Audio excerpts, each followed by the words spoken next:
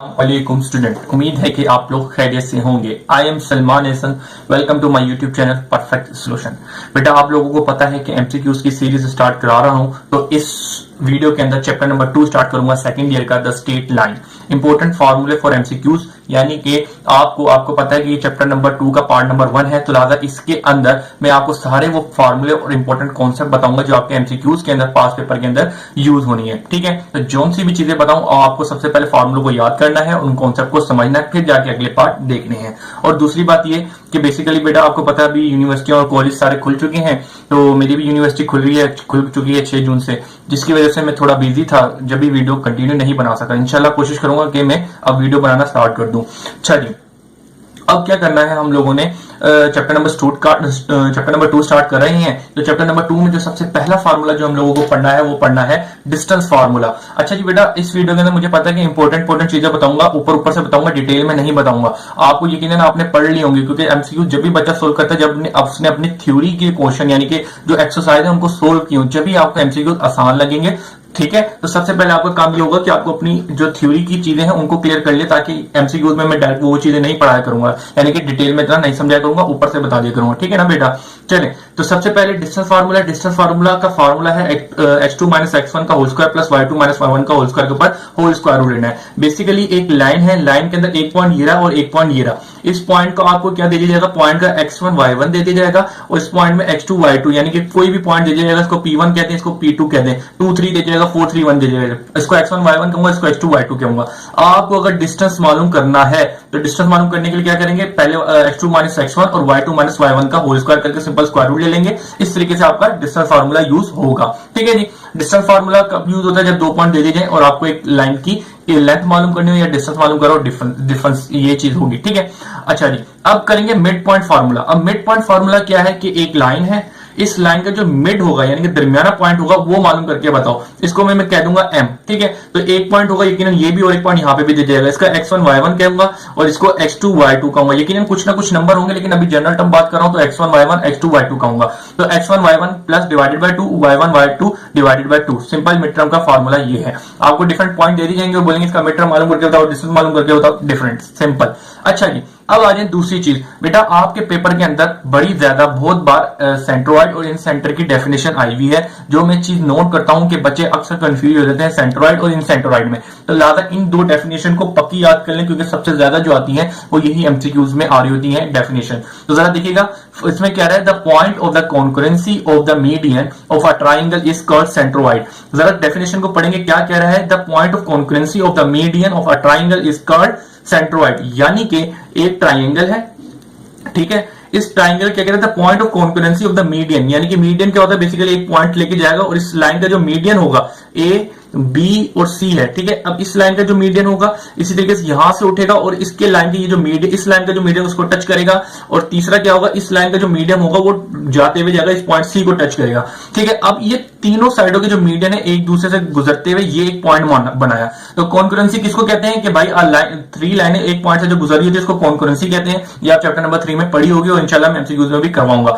तो लिहाजा इस पॉइंट को हम क्या कहते हैं, कॉन्करेंसी। तो यही डेफिनेशन दिया, the point of concurrency of the median, यानी कि एक ट्राइंगल के जो मीडियन थे वो एक दूसरे से गुजरे और ये एक पॉइंट बना रहे होंगे। तो इस पॉइंट को क्या कहते हैं, जी। जी किसको रिप्रेजेंट करता है, सेंट्रोइड को। सिंपल, ये वाली डेफिनेशन आपको याद होनी चाहिए, और डेफिनेशन जो शेप बन रही है वो भी आपको याद हो गई होगी। अब सिंपल इसका फार्मूला क्या है, आपको पता है, इसका x1 y1 दे दिया जाएगा, x2 y2 दे दिया जाएगा और x3 y3 होगा। ठीक है, सिंपल आपको x2 और x3 को सिंपल ऐड करेंगे डिवाइडेड बाय 3, और y1 y2 y3 divided by 3 करेंगे, जो आपको वैल्यूज दी जाएंगी। सिंपल आपको इसमें डेफिनेशन याद होनी चाहिए। सेंट्रोइड क्या होते हैं, the point of concurrency of the median of the triangle is called centroid. ठीक है बेटा, अब इसके बाद जो अगली चीज है, इन सेंटर। अब इन सेंटर को रिप्रेजेंट करते हैं आई से। इन सेंटर को इस तरीके से याद करो, आई है तो आई से इन सेंटर को रिप्रेजेंट कर रहे हैं। अब इसकी डेफिनेशन जो पेपर में आती है, तो लिहाजा डेफिनेशन आपको याद कर ले। तो the point of intersection of the internal bisector of the angle of the triangle is called in centre. इसका जो फार्मूला है बेसिकली ये है, इसमें एबीसी है और एबीसी है, ये क्या चीज है ये आपको मैं डायग्राम की फॉर्म में अभी समझा देता हूं। बेसिकली इसमें जो मुझे बात बताने की करा है कि एक ट्राइंगल है,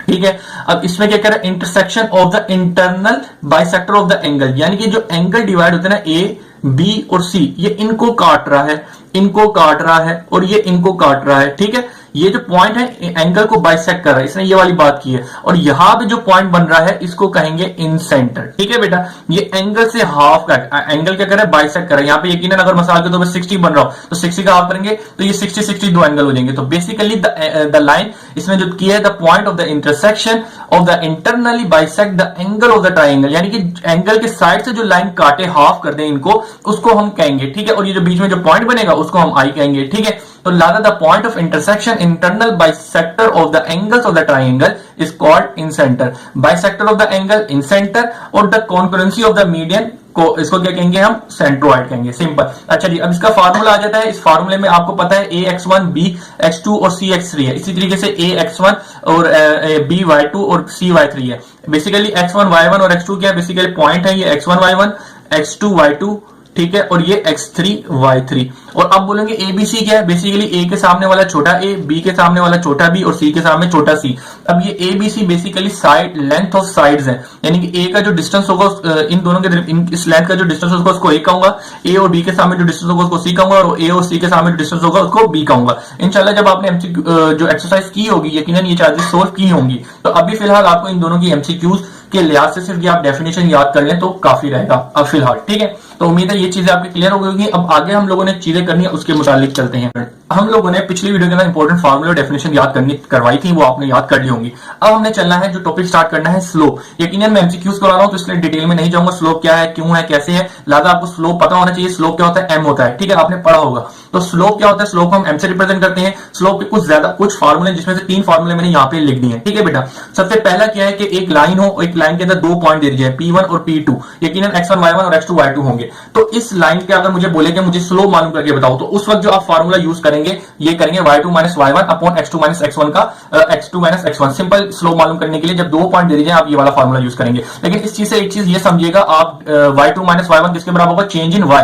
y2 माइनस y1 किसके बराबर होगा, चेंज इन x। तो लिहाजा स्लोप बराबर होता है change in y upon change in x। तो ये वाला भी फार्मूला आपको याद होना चाहिए क्योंकि अक्सर एमसीक्यूज के अंदर ये दिखा गया है, लेकिन ज्यादातर यही चीज आपको एक्सरसाइजों में यूज हो रही है, फार्मूले में भी आपको यूज करनी होगी। अच्छा जी, अब आ जाए दूसरी चीज। अब जब कभी आपको एक लाइन और बता दी जाए कि ये जो एंगल बना रहा है, ये एक लाइन है, ये किसी एंगल बना रही है, तो जब आपको किसी लाइन का एंगल दे दिया जाए तो आपने क्या करना है, टेंजेंट ले लेना। तो अगर आप उस एंगल का टेंजेंट ले लेंगे तो आपके पास क्या आ जाएगा, उसका स्लोप आ जाएगा। मिसाल के तौर पे एक लाइन है वो 60 डिग्री का एंगल बना रही है, तो लिहाजा आपने टेंजेंट 60 लिया, वो आ जाएगा √3 आ जाएगा आई थिंक। तो वो जो स्लोप होगा वो √3 आ जाएगा। सिंपल। तो एक फार्मूला ये हो गया, tangent is equal to slope. अब एक और फार्मूला क्या है भाई, एक लाइन है L1 कह दिया, एक दूसरी लाइन है L2 कह दी। ठीक है, इसको मैंने आपको पता है लाइन ऑफ L1 का स्लोप M1 कह दूंगा, स्लोप ऑफ L2 यानी कि लाइन 2 का जो स्लोप होगा उसको M2 कह दूंगा। अब इसके दरमियान में बन रहा है एंगल, तो इस तरह की जब फॉर्म बन रही होती है उसमें एक कंडीशन है, ये यूज करनी पड़ती है, और ये फार्मूला आपको एमसीक्यूज में भी यूज करना पड़ा है बहुत बार। तो उसमें क्या है, tangent theta is equal to M2 minus M1 upon 1 plus M1 और M2। बेसिकली आपको स्लोप की वैल्यू दे दी जाएंगी और स्लोप M1 और M2 की वैल्यू देंगे, आपको पुट करना, सिंपलीफाई करना, आपके पास आपका आंसर होगा। ये बात हो गई क्लियर। अब चलते हैं आगे, इक्वेशन ऑफ फॉर्मिंग फार्मूलाज। अच्छा जी, अब क्या है इक्वेशन फॉर्मिंग, यानी कि इक्वेशन बनाने के जो फार्मूलाज होते हैं वो बेसिकली ये 5 इक्वेशनें हैं। इनको किस तरीके से यूज करना है, क्या करना है, यकीनन आपको पता होगा। लेकिन मैं आपको ये बातें बता दूं कि आपके एमसीक्यूज में ये चीज आ सकती है कि स्लोप इंटरसेप्ट फॉर्म कौन सी होती है, तो ये इक्वेशन होती है, तो नीचे आपके एमसीक्यूज में होगी तो आपको टिक कर देना है। मिसाल के तौर पर लिख देंगे पॉइंट स्लोप फॉर्म कौन सी होती है, यानी कि ऐसी इक्वेशन होगी जिसमें एक पॉइंट होगा और एक स्लोप दिया जाएगा, तो वो ये वाली फॉर्म होती है। तो सिंपल आपने टिक लगा देना। तो इन 5 इक्वेशनों के नाम आपको याद होने चाहिए जो मैंने यहाँ पे लिख दिए। और इसके अलावा सिंपल ये 2 इक्वेशनें हैं, ये 2 इक्वेशनें आपकी यूज हुई है एमसीक्यूज के अंदर कि आपको 2 पॉइंट दे देंगे तो आपको ये वाली इक्वेशन यूज करते हुए आपको ये 2 इक्वेशन यूज करते हुए इसकी इक्वेशन मालूम कर देनी है। आपको एक पॉइंट दे दिया गया और एक स्लोप दे दिया गया, तो सिंपल आपने ये वाली इक्वेशन को यूज करना है और यहां से आपने इक्वेशन मालूम करके दे देनी है। तो ये दोनों तो एमसीक्यूज में आएंगे और इसके अलावा ये नाम भी आपके आ सकते हैं। ठीक है बेटा,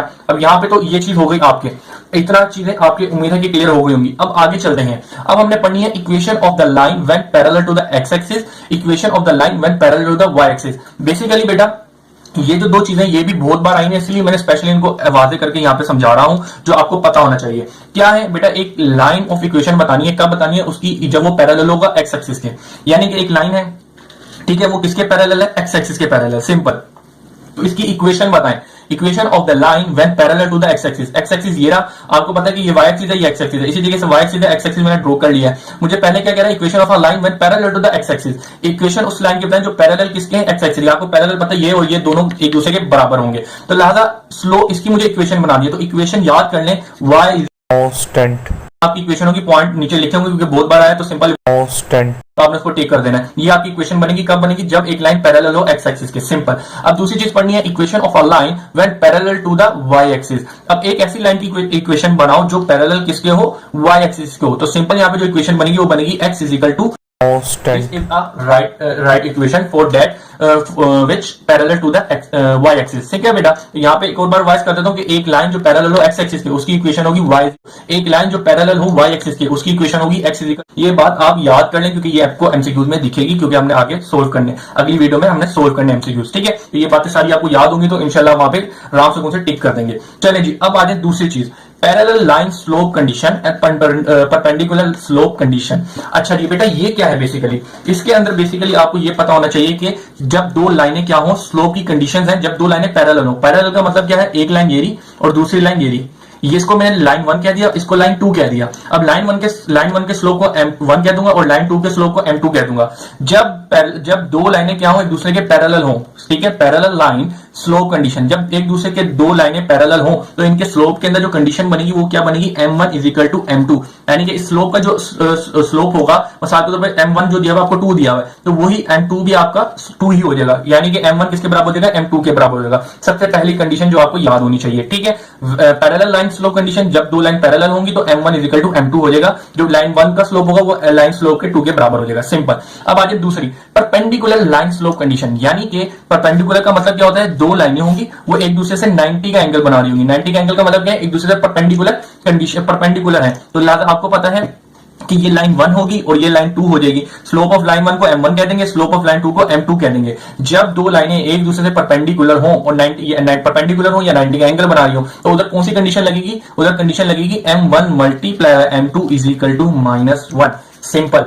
ठीक है बेटा, ये वाली कंडीशन लगी को, इसी कंडीशन से एक और चीज लग रही है, क्या निकल रही है वो मैं बताता हूं। m2 ऐसी कैसी रहेगा, ये मल्टीप्लाई और इधर आके डिवाइड हो जाएगा, तो -1 अपॉन m1 आ जाएगा। तो लिहाजा आपके पास एक कंडीशन ये भी निकल रही है, स्पेशली याद करनी है। क्यों, क्योंकि आपको बोल दिया जाएगा एक लाइन है, अब यहाँ पे एक बात बता देता हूं कि एक लाइन है m1 है और उसके परपेंडिकुलर हो, तो आपको ये कंडीशन याद होनी चाहिए, m1 multiply by m2 is equal to -1, और उसके अलावा इसी को ये मल्टीप्लाई होकर आके डिवाइड हो जाएगा, तो ये क्या फॉर्म बन जाएगी, -1 अपॉन m1। सही है, लेकिन आपको क्या कहा जाएगा एमसीक्यू में, जो ज्यादा चीज आ रही होती है वो क्या होती है कि भाई एक लाइन है, उसका स्लोप m2 है, तो वो उसके पैरेलल है, तो m2 का स्लोप क्या बन जाएगा, 2 बन जाएगा। क्यों, क्योंकि आपको पता है m1 m2 के बराबर होगा जब एक दूसरे के पैरेलल होती है, सिंपल। अब आगे दूसरी चीज बोलते हैं कि एक लाइन है, उस m1 है, m1 है, उसका जो स्लोप है वो बेसिकली 3 है। ठीक है, तो बोलेंगे अब उसके एक लाइन है परपेंडिकुलर है, उस m2 बन रहा है, तो उसका स्लोप बताएं क्या बनेगा। तो सिंपल आपने क्या करना है, इस फार्मूले में पुट कर देना है। तो इस फार्मूले में जरा पुट करें -3, तो -1 अपॉन नीचे के m1 क्या है 3 है, तो आपने पुट कर दिया, तो ये क्या निकला -1 अपॉन 3, तो m2 जो होगा -1 अपॉन 3 बन जाएगा, सिंपल। अगर आपको ये चीज नहीं याद होती तो आप इस तरीके से याद कर सकते हैं, उल्टा करके माइनस से मल्टीप्लाई करते हैं, आपका परपेंडिकुलर फॉर्म आ जाएगी। जरा देखिए इसको उल्टा करें, क्या आएगा, उल्टा किया यानी कि इन्वर्स कर दिया और माइनस से मल्टीप्लाई कर दिया, तो जरा देखिएगा परपेंडिकुलर फॉर्म यानी कि m2 स्लोप आ गया -1 अपॉन 3 -1 अपॉन 3। तो आप इस तरीके से भी याद कर सकते हैं। तो उम्मीद है ये दोनों चीजें कंडीशन है तो आपको याद हो गई होंगी। अब हम चलते हैं आगे। स्टूडेंट, अब हम लोगों को एक चीज पढ़नी है जो मोस्ट इंपोर्टेंट है, इसकी वजह से ये दोनों पेजों को मैं यूज करूंगा। ठीक है, तो यूज करने से पहले आपको एक चीज बता देता हूं कि बेटा ये ग्राफ यानी कि आपको पता होगा इसको एक्स एक्सिस कहते हैं, इसको वाई एक्सिस कहते हैं। इसी तरीके से यहां पे भी मैं लाइन ये ग्राफ ड्रॉ कर रहा हूं, इसको एक्स एक्सिस कहते हैं, इसको वाई एक्सिस कहते हैं। ठीक है, अब दो बातें करने जा रहा हूं, दो यहां पे करूंगा, दो यहां पे करूंगा। आप इसको बिना ताल्लुक किसी चीज से जोड़े उनको याद कर लें, क्योंकि ये चीजें बहुत बार एमसीक्यूज में आई हुई हैं। सबसे पहले क्या, स्लोप ऑफ एक्स एक्सिस। ठीक है, स्लोप ऑफ एक्स एक्सिस क्या है, स्लोप किससे रिप्रेजेंट करते हैं, एम से रिप्रेजेंट करते हैं। ठीक है, तो स्लोप ऑफ एक्स एक्सिस क्या होता है, 0, इसको बिला ताल्लुक याद कर लें। ठीक है बेटा, अच्छा जी, स्लोप ऑफ एक्स एक्सिस याद है वो 0, और स्लोप ऑफ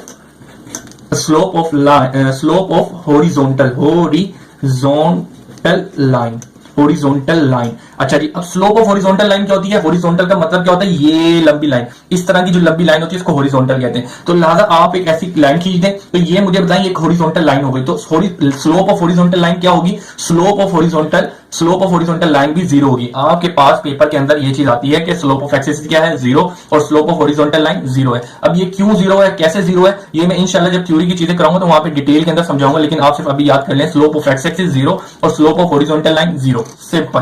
अब आ जाए दूसरी चीज, अब स्लोप ऑफ वाई एक्सिस। ठीक है, स्लोप ऑफ वाई एक्सिस और स्लोप ऑफ वाई एक्सिस क्या होता है? Slope of y axis infinity होता है। डिफरेंट बस याद कर लें, simple. Slope of y axis infinity होता है। अच्छा जी, अब इसके अलावा एक और चीज है, slope of vertical line, vertical line, यानी कि वर्टिकल लाइंस क्या होती हैं? वर्टिकल लाइन बोलते हैं ऐसी वाली लाइन, ऐसी वाली लाइन, ऐसी वाली लाइन, ठीक है। तो लादा ऐसी जो लाइन होगी उसका स्लोप क्या होगा? आपको उसका भी स्लोप इन्फिनिटी होगा। तो लादा आपको सिंपल अभी ये याद करना है कि slope of x axis infinity होता है और slope of vertical line infinity होता है। ये क्यों होता है, कैसे होता है, इंशाल्लाह जब मैं डिटेल में बताऊंगा, सही तरीके से आपको कॉन्सेप्ट दूंगा तो इंशाल्लाह आपको आएगा। लेकिन वीडियो कम है, टाइम कम है, लादा अभी फिलहाल याद करें slope of x axis and horizontal line 0, slope of y axis and vertical line infinity, simple, ठीक है। इंशाल्लाह आगे वाली वीडियो के अंदर एमसीक्यू सोल्व कराऊंगा। अल्लाह हाफिज।